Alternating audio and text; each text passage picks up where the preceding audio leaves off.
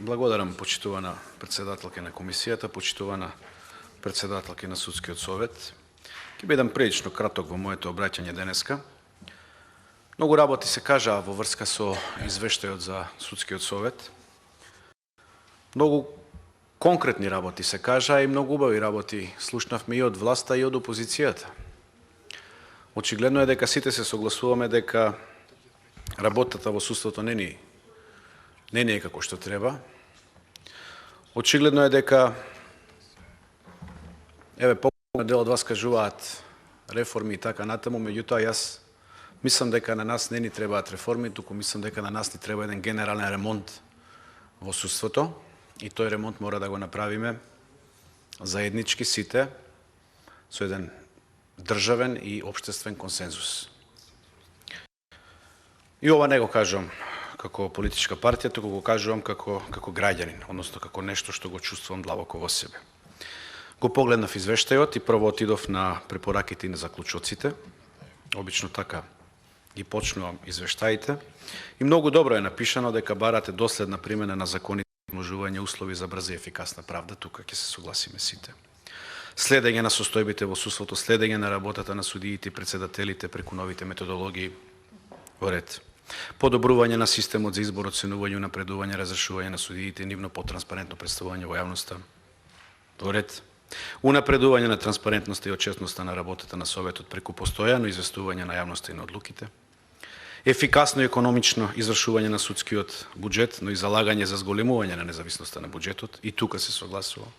Јакнање на институционалните и административни капацитети на институциите на судската власт преку нови вработувања.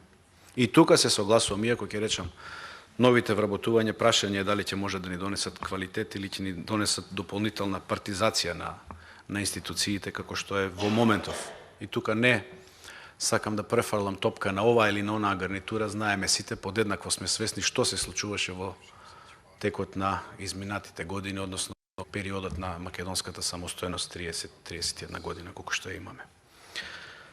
И сега вака, кога ќе ги прочитате овие препораки кои што ги предлагате, се е тоа во ред, меѓутоа на крајот доаѓаме до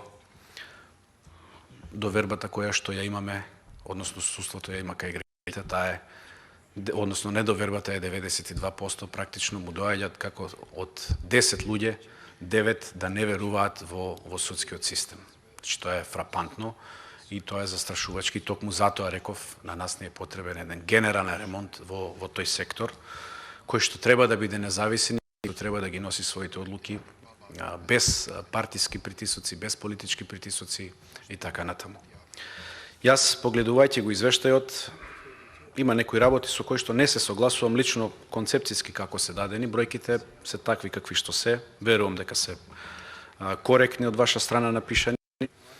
Сте напишале, значи, во првата точка број на избрани суди и разрешени суди и сега таму се дава националноста. Нема да ја коментирам бројката, колку се македонци, колку се албанци, роми, турци и така натаму.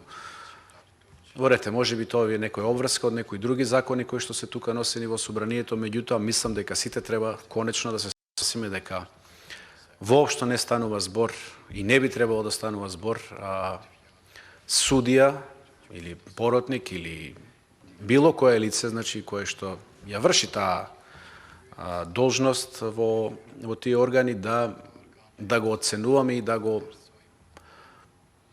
карактеризираме на тоа на каква етничка припадност припаѓа, туку тие критериуми, значи треба да имаме критериуми по кои што ќе ги мериме тие, односно ќе ја цениме работата на тие лица и врз основа на тоа да ги, да кажеме, понатаму напредуваме и разрешуваме, односно да ги напредувате и разрешувате. Зошто? Затоа што најмалку е важно дали лицето се вика Алмир или се вика Горан или се вика, не знам, некој друго име. Кога тоа би работело по законите и по правилата кои што се пропишани, мислам дека сите би биле задоволни. Јас само ќе укажам на една ситуација која што стигна до мене, не знам колку е веродостојна, веројатно вие би требало таа работа да ја знаете. Зошто го кажувам ова? Еве на последниот список кажуваат на суди на Академијата за суди и обвинители, вика вториот на листа што е од едната етничка заедница, од едната националност, има повеќе бодови отколку последниот кој што има на едната етничка заедница, има повеќе бодови отколку оној што е во другата етничка група. Така да мислам дека нема да ги именувам групите, претпоставувам знаете за што станува збор и мислам дека тоа е проблем кој што треба сите заеднички да го надминеме, затоа што не е сеедно да ве судат и некој да ви ја носи правдата, некој што освоил многу помалце бодови на рангирањето, а успеал да влезе само за основа на некаква квота или на некаква етничка припадност. Пак ќе речам, свесен сум за законите кои што постојат во држава, меѓутоа мислам дека конечно треба еднаш да ја надминеме таа матрица и тој тек што го носиме сите околу вратот, јас би рекол, не околу нозете, да го отфрлиме еднаш за секогаш. Спомнавте Сваровски судство, Трас судство, така натака. Како сакате, викајте го. Тоа е едно исто судство. Значи, во еден период е едно судство, во друг период е друго судство, односно тоа е истото судство, само со различни називи. И тоа судство во целиот овој период на независност на Македонија е како независен столб на државата, што треба да биде, е причина за иселувањето на младите, на луѓето, затоа што луѓето немаат доверба во институциите, го бараат својот излез надвор од државата. Да, поединци остануваат тука затоа што се поснаодливи, имаат контакти, имаат партиски конекции, имаат пријателски конекции, имаат роднински конекции и така натаму. И токму таквите можеби остануваат, тие поснаодливите. Меѓутоа, верувајте дека така држава, ако сакаме да градиме, мислам дека нема да ја изградиме и нема да ни се пишува добро и тоа за краток период. Еве само ќе наведам неколку работи во изминатиот период што се случија во последниве неколку години и пак ќе речам ова се предмети и случаи кои што се актуелни. Нема да се навраќам наназад затоа што и наназад имало такви случаи и наназад верувам дека ќе најдеме сега примери ако се враќаме наназад и можеме цело време да наоѓаме примери. Не сакам ова да биде партиски обоено, пак ќе кажам, меѓутоа мораме да бидеме свесни дека не можеме да имаме судство кое што ќе ни носи одлуки врз база на подметнати докази. Имаше во јавноста случаи каде што поединци, односно со изјави дека одреден обвинител има подметнато докази во одреден судски процес и после врз основа на тие докази видовме судски пресуди. Дали е така или не, јас не знам, тоа можеби вие подобро го знаете, меѓутоа јавноста остана незапознаена со тоа дали тоа се случило или не се случило. Мислам дека јавноста има право да знае, затоа што тие не плаќаат сите нас, вклучително и вас.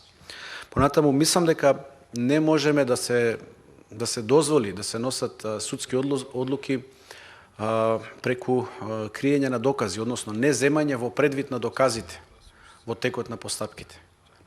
Не треба да ја земаме партиски, не ја гледајте партиски, меѓутоа имаме случај кај што еден телефон не беше вештачен. Односно, во јавност излегува информации дека телефонот на едно лице, криминалец, веќе осуден, не биле вештачени тие телефони, а потоа е донесена одлука врз основа на некои други докази. Ценам дека одлуките треба да бидат носени врз основа на сите докази, а не со криење или подметнување докази. Понатаму имаме ситуации каде што се носат одлуки врз основа на вербален деликт. И тука морам да го споменам веќе и со конкретно случајот 27 април, каде што едни луѓе кои што, и тука ќе бидам директен, едни луѓе кои што влегоа во собранието, а не беа терористи, после тоа станаа терористи, а луѓе кои што беа терористи ни влегоа во собранието и ни станаа пратеници, ни станаа власт во оваа држава. Мислам дека врз основа на вербален, односно на вербален исказ, вие да носите одлука од страна на едно лице кое што прашање и колку е компетентно да ги дава тие изјави, пак ќе речам, врз основа на такви искази кои што се менувани во текот на постапката неколку пати се менувани во текот на постапката, врз основа на таква изјава вие да осудите лица кои што се, да речам, над 200-300 години затвор. И мислам дека тоа не е патот по кој што треба да одиме. Исто така во делот на политизацијата на судството, ќе речам, без разлика што го имаме судскиот совет во кој што член е министерот за правда, меѓутоа нема право на глас, без разлика на се. Мислам дека ние политичарите, вклучително и власт и опозиција, треба да избегнуваме да коментираме судски одлуки и решенија, барем додека е постапка тек, затоа што се случува да имаме влијание врз тие постапки. Еве, нема да го споменувам поранешниот премиер, меѓутоа ќе го споменам актуелниот министер, односно претходниот министер кој што беше за правда, кој што си дозволи на Facebook или на Twitter беше да коментира судска одлука на понизок суд, која што после тоа беше преименувана од страна на повисокиот суд. И мислам дека такви работи се недозволени и не би требало ние како политичари, дали се ме власт или опозиција, тоа да си го дозволиме да го коментираме. Нема да се задржувам на нешто како што реков во делот на ажурноста и на неажурноста на судиите, односно на судството. Многу работи беа кажани од порано. Само ќе ги повторам. Еве, имате Врховен суд кој што бил ажурен во 2019-2020 бил ажурен, а во 2021 неажурен. Колешката го спомна, управниот суд ажурен, па неажурен во 2021 година. Апелација Скопје неажурен. Штип ажурен, неажурен. И вака имаме едно 19 судови кои што се неажурни. Битола, Крушево, Струга, Гостивар, Дебар, Кичев, сега да не ги редам сите, и беа споменати од колегите претходно. Односно имаме цели 3 апелациони подрачја на Битола, на Штип и на Гостивар кои што се неажурни. Бројот на предметите се решаваат, се согласувам, и треба да се решаваат, не е во ред да не се решаваат предметите. Меѓутоа, вие да имате 111 предмети кои што чекаат по 10 години на решавање, мислам дека е жално. Ајде, да нема да го кажам трагично, меѓутоа мислам дека е жално, посебно за тие луѓе кои што се вмешани во тие, односно чекаат било какви пресуди, па макар тоа биле на штета и на самите нив, меѓутоа мислам дека не е во ред по 10 години да се држат предмети. Исто така би сакал да споменам дека имаме пресуди кои што се држат во сега не се пресуди, туку не се решаваат предмети по неколку години од споровите со работен однос. Бајги имаме забелешки од страна на граѓаните по врска со тоа. Ние, знаете, не можеме да реагираме, меѓутоа еве преку вас сакаме да реагираме во тој дел, затоа што работните спорови сите знаеме дека треба да се решаваат во рок од 6, односно 8 месеци тамо колку беше по закон, а веќе имаме по 2, по 3, по 4 години тие спорови течат, некои дури и повеќе. И доколку спорот не се реши, се работи за работен спор, тогаш веќе се создава ситуација да лицето и се разочара и од системот, ја изгуби волјата и така натаму. Нормално, тоа е една од причините зашто се губи довербата во судството. Во делот на корупцијата не сакам да должам многу, мислам дека за корупцијата многу работи се кажа и во изминатиот период. Ни укажа и странските пријатели, ни укажа и домашни, Државната комисија за спречување на корупцијата ни укажа дека дури 20% од представките кои што се добиваат во антикорупцијска, значи председателката тоа го кажа, дури 20% кои што се добиваат се однесуваат на корупција во судството, што мислам дека е фрапантна бројка. Во тој контекст имавме една изјава на председателот на Кривичниот суд, нема да го именувам, меѓутоа сите знаеме кој што ги нападна граѓаните дека тие нуделе мито. Мислам дека е неодговорно така да на еден носител на една таква институција, на една функција да ги напаѓа граѓаните дека тие нуделе мито.